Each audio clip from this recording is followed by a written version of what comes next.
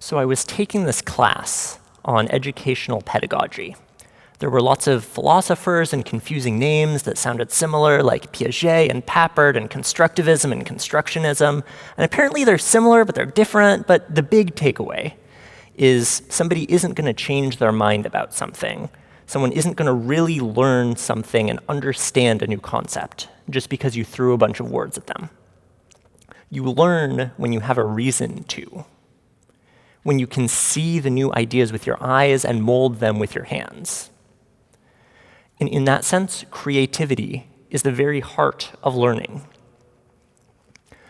The first assignment in this class was to make a name tag.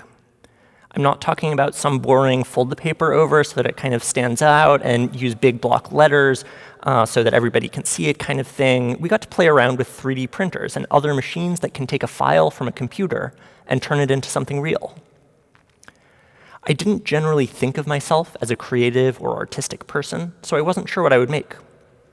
I eventually decided on making a mythic beast from a video game that I enjoyed.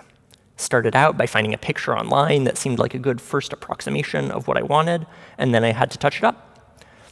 The machine was going to take a computer image and use lasers to cut out an outline and then etch in some of the finer details.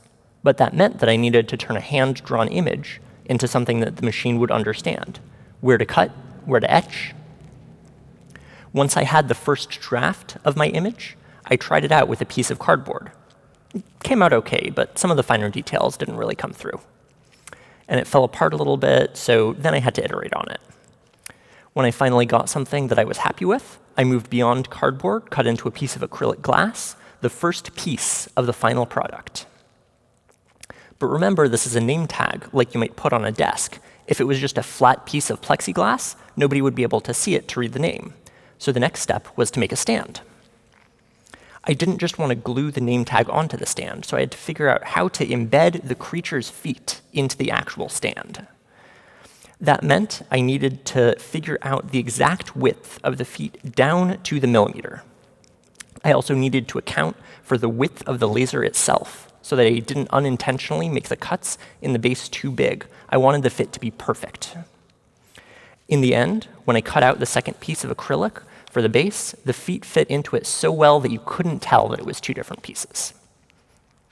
For a finishing touch, I wanted to give it a red nose that really stuck out. So I found a piece of red acrylic, cut it out, used some acrylic glue. That was my first time using a solvent adhesive, something that actually dissolves the two things being glued together so that they form a nearly indestructible bond.